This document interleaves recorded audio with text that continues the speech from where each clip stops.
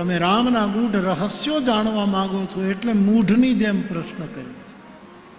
આપના જેવો શ્રોતા મળે તો હું જરૂર રોકાઈ જઈશ. અને પછી 2 પંક્તિમાં કથાનું મંગલાચરણ કરીને રામકથાનો મહિમા ગાતા યાજ્ઞવલ્ક મહારાજ પ્રયાગમાં કથાનો આરંભ કરતા 2 ચોપાઈમાં રામકથાના મહિમાનું ગાન કરે છે. તુલસી લખે છે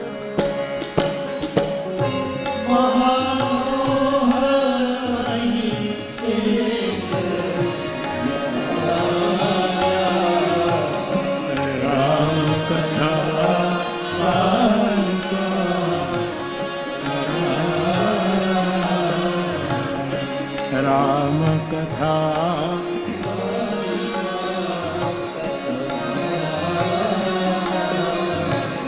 રામ કથા સસી કિરણ સમાના સંત ચકોર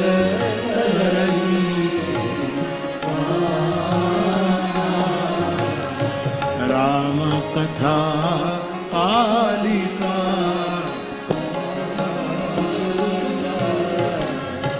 વ્યાસપીઠે અનેક વાર કહ્યું છે કે બ્રહ્મ માટે ઉપનિષદોમાં બ્રહ્મ કેવું કે કઠોર પણ વજ્ર કરતા કઠોર, અને કોમળ કેવું કે ફૂલ કરતા પણ કોમળ. જો બ્રહ્મને આ વસ્તુ લાગી પડતી હોય તો બ્રહ્મની કથા માટે પણ રામકથા કેવી? રામ બ્રહ્મ છે તો રામકથા કાલિકા છે, કઠોર છે. મોહરૂપી મહિષાસુરને મહામોહને મારવામાં એ કાલિકાની જેમ કઠોર બને. અને પછી કોમળ કેવી? શશી કિરણ, ચંદ્રમાના કિરણ જેવી એ કોમળ. તો બ્રહ્મને જે શબ્દો લાગે એ બ્રહ્મની કથાને અહીંયા તુલસીએ લગાડ્યા છે. તો મહારાજ આપે આવી કથા પૂછી છે, હું તમારી પાસે કથાનું ગાયન કરીશ. આમ કહીને મંગલાચરણ કરી રામાયણનો મહિમા ગાયન કરી અને પછી યાજ્ઞવલ્કજી શિવચરિત્રનો આરંભ કરે છે. અને શિવનું આખું જ ચરિત્ર, રામચરિત્રના પહેલા શિવચરિત્ર યાજ્ઞવલ્કીએ વર્ણવ્યું છે. આ વિષયાંતર નથી, કારણ કે યાજ્ઞવલ્ક સમજવા માંગતા હતા કે જો શિવચરિત્રમાં મારા શ્રોતાને રસ પડે તો જ એને રામકથાનો અધિકાર આપી શકાય. જેને શિવમાં ભાવ નહીં એને રામાયણ ના અપાય. આપણી ગંગા સતી કહે છે, મરને આવીને ધનનો ઢગલો કરે અને ભલે હોય મોટો ભૂપ, પણ કુપાત્રની આગળ પાનવાય વસ્તુ ન હોય. સમજીને રહીએ શું? દરેક ગ્રંથમાં આ અમૃત કોને આપવું એના થોડાક નિયમો. ગીતામાં પણ આ કોને કહેવાય ન કહેવાય એ 18મા અધ્યાયમાં આપણે જોઈ શકીએ. ત્યાં સુધી કર્યું. કૃષ્ણ કહે છે આ ગીતા મારી નિંદા કરે એને કોઈ દિવસ કહેતા નહીં. જેને મારા તરફ દ્વેષ હોય એને વાત કોઈ દિવસ સંભળાવે. કોઈ પોતાની જાતને આવી રીતે ન કરે કે ભાઈ મારી નિંદા કરે એનો સંગ નહીં કરતા. લોકો ખોટા અર્થ કરે, પણ કૃષ્ણને ખબર છે કે અકલ્યાણ થશે. નિંદા કરે એને આ ન કહેશે. દરેક જગ્યાએ થોડાક સરળ નિયમો બતાવ્યા છે કે ભગવાનની કથા કોને કહેવાય, કોણ એનો અધિકારી. તો મહારાજ પહેલા હું શિવચરિત્ર કહીશ, પછી આપને રામકથા તરફ. શિવ છે દ્વાર રામ મંદિરમાં જવા માટે. હનુમાન ચાલીસામાં આપણે બોલીએ છીએ, રામ દ્વારે તુમ રખવારે. હનુમાનજી માની શિવ, રુદ્ર અવતાર, સ્વયં રુદ્ર. આપણે હનુમાન ચાલીસામાં બોલીએ છીએ, શંકર સુવન કેસરી નંદન. સુવન એટલે શંકરના પુત્ર. એક તો એ પણ પ્રસંગ છે આપણે ત્યાં. તો શંકર સુવન, હનુમાનજી શિવના પુત્ર. પણ હનુમાનગઢી અયોધ્યામાં જે હનુમાનજીનું મંદિર છે એમાં જે હનુમાન ચાલીસા દિવાલ ઉપર લખ્યું છે ત્યાં શંકર સુવન નથી લખ્યું. ત્યાં લખ્યું છે શંકર સ્વયં. શંકર સ્વયં હનુમાનજી છે. અને તુલસીદાસજી પણ એ જ મતને સ્વીકારે છે એ હનુમાન ચાલીસામાં સ્થાપિત કર્યો. ઘણા સંતો પણ એમ કહે કે સ્વયં શંકર જ આવ્યા છે. શિવજીએ જ હનુમાનજીનું રૂપ ધારણ કર્યું છે. તો હનુમાન ચાલીસામાં આપણે બોલીએ છીએ, રામ દ્વારે તુમ રખો. તમે દ્વાર છો અને રામ મંદિરમાં જવા માટે પહેલા તો શિવ હે દ્વાર, એનું ચરિત્ર આપણે કોઈ પણ વક્તા જે વ્યવસ્થાના રૂપમાં વક્તાઓ આ ધરતી ઉપર આવ્યા હશે એને પહેલા જ પ્રવચનની 15 મિનિટમાં ખબર પડી જાય કે મારે શ્રોતાઓને કઈ રીતે ટ્રીટ કરવા છે. એના માટે એ નાપી લે. વ્યવસ્થાના રૂપમાં આવ્યા હોય, બિઝનેસના રૂપમાં આવ્યા હોય એની વાત નથી. કે જેને એમ લાગે કે નાના તો આ ધંધો કરવા જેવો છે એટલે આપણે શરૂ કરી દઈએ.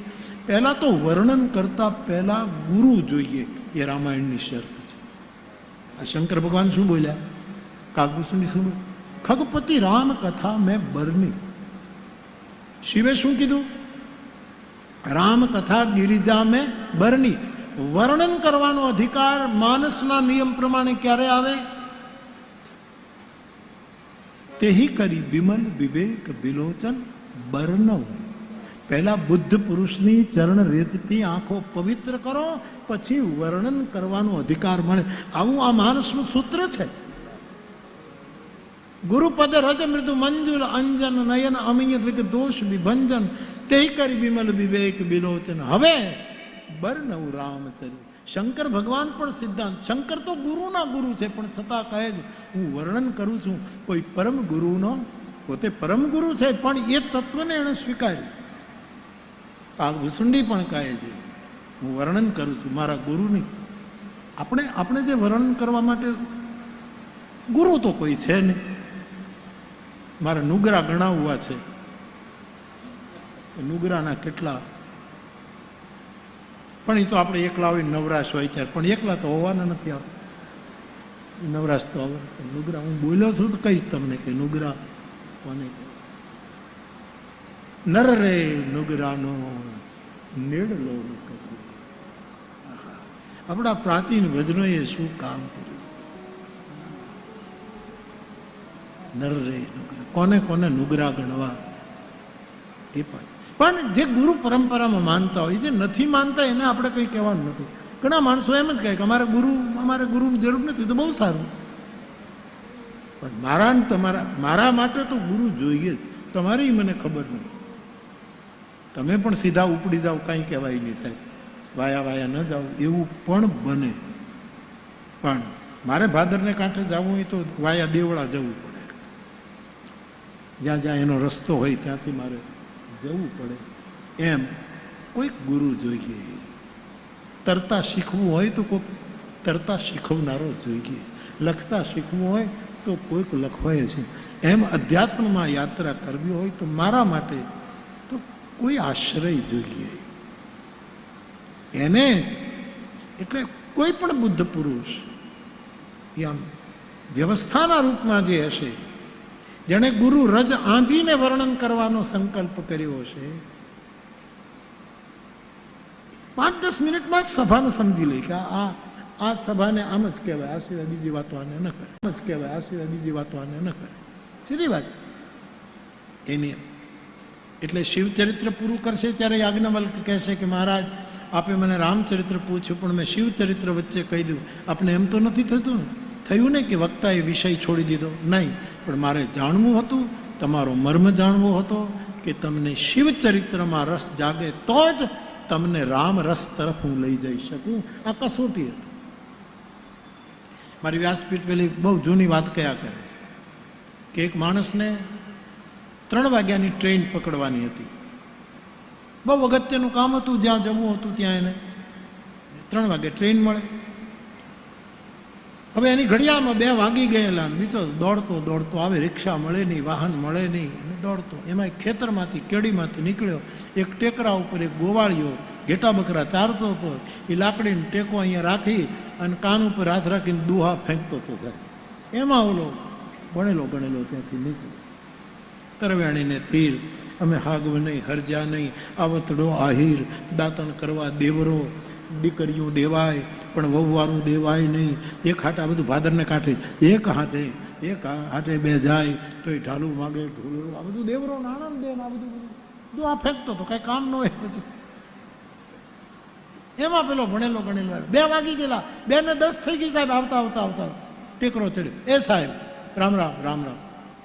મારે ઓલા ગામથી ટ્રેન પકડવાની છે 3 વાગે. મારી ઘડિયાળમાં 2:10 બની બેસે, હજી વાત થઈ છે 12 મિનિટ થઈ ગઈ છે, અને મારે હું કેટલા વાગે પહોંચીશ ત્યાં? એટલે દુહામાં જ છે, અષાઢ ઉચ્ચાર. અરે પણ અષાઢને મૂકીને તું મારે ટ્રેન પકડવી, પણ કે નહીં અધિક મધિક કહે રાધે પ્યારી મેં. અરે તું છંદ મૂક. કેટલા જવાબ જ ના આપે. એટલે કહું ભાઈ સાહેબ 2:20 થઈ ગઈ છે ને મારે બહુ જ અગત્યની મીટિંગ છે, ટ્રેન ચૂકી જાય. કંઈ જવાબ જ ના. પછી એમ થયું કે ગાંડો લાગે છે, પાગલ લાગે છે, મારો સમય ખોટો બરબાદ થાય. એટલે પેલો ભણેલો માણસ પોતાની રીતે દોડવા માંડ્યો. એણે જેમ દોડવાનું શરૂ કર્યું એટલે પેલા ગોવાળીએ કીધું કે એ વડીલ, ઓરો ઓરો ઓરો ઓરો બોલાય. પેલો પાછો કેમ બોલાવ્યો? અત્યાર સુધી પૂછતો તો કાંઈ ન કીધું. શું કીધું? તમે ત્યાં 15 મિનિટમાં પહોંચી જશો. તો પહેલાં બોલી નાખ્યા હોત કે તારી ગતિ જોયા વગર હું કેમ નક્કી કરું તું કેટલી મિનિટમાં પહોંચ? તું ધીમે ધીમે ચાલીશ કે 5 ડગલે કૂદીશ કે ખૂબ દોડીશ? આ તારી ગતિ જોઈ એટલે મને ખબર પડી કે તું 15. એમ અધિકારી વક્તા એ શ્રોતાની ગતિ પકડી લે કે આને કઈ રીતે ટ્રીટ કરવા, આને ક્યારે પહોંચાડી દેવાય. એના માટે શિવચરિત્ર પહેલું ઉપાડ્યું છે યાજ્ઞવલ્ક્ય મહારાજે.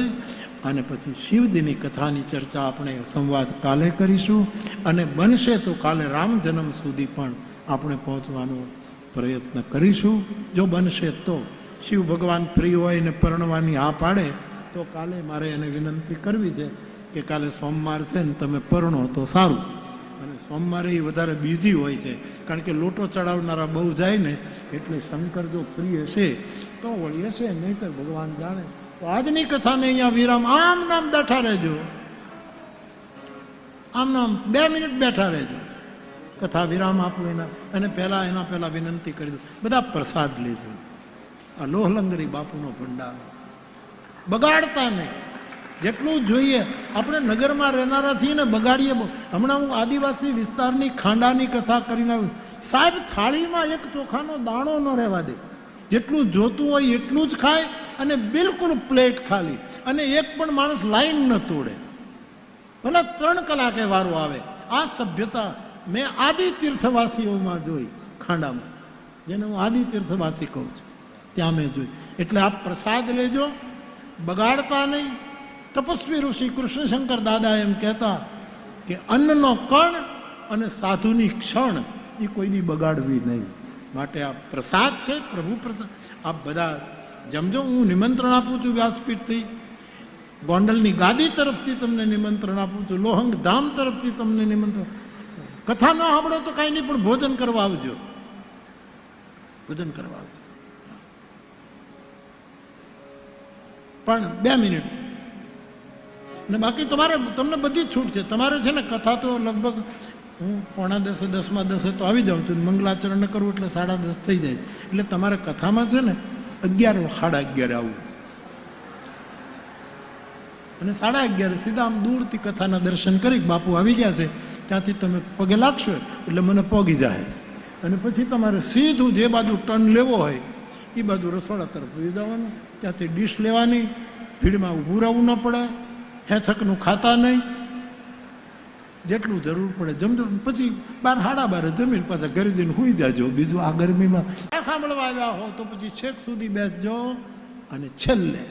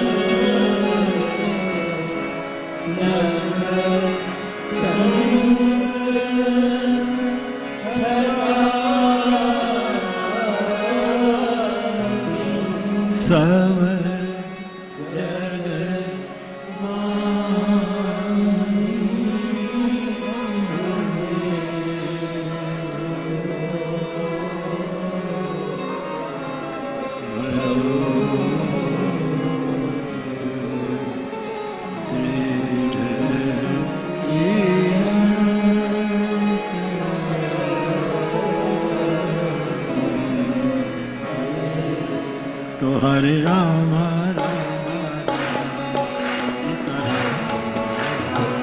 हरि बोल 2 मिनिट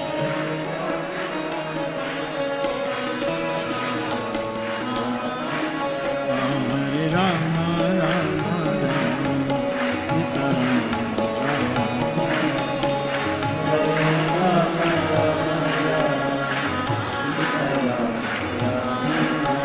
हरे राम राम राम सीता राम राम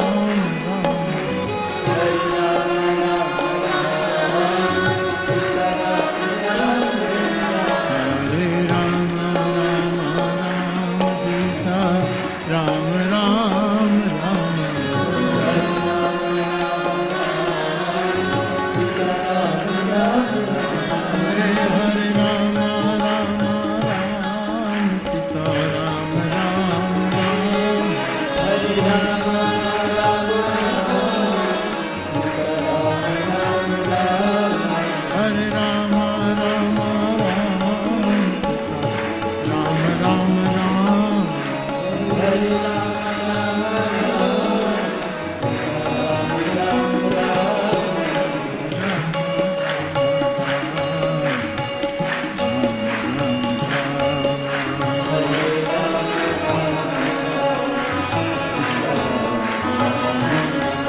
हरे राम राम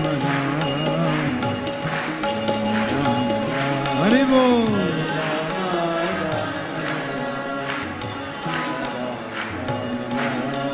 हरे राम राम राम सीता राम राम राम हरे राम सीता राम राम हरे राम राम राम सीता हरे राम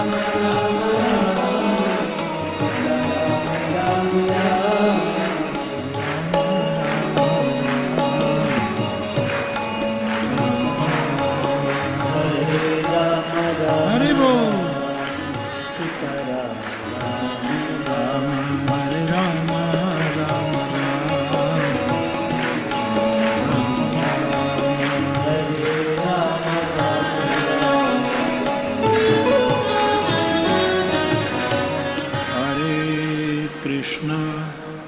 हरे कृष्ण कृष्ण कृष्ण हरे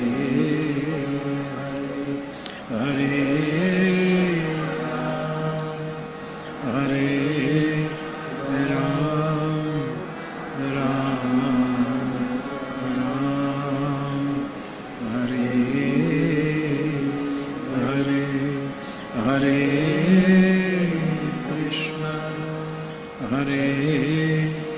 कृष्ण कृष्ण कृष्ण हरे हरे हरे राम हरे राम राम राम हरे हरे हरे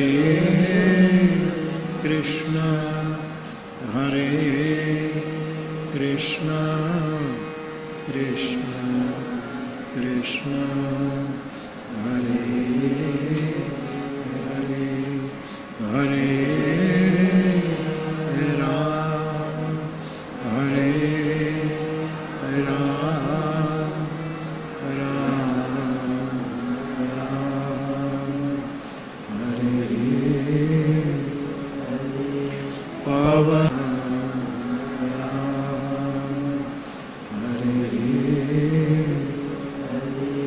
पवन तनय संकट हरण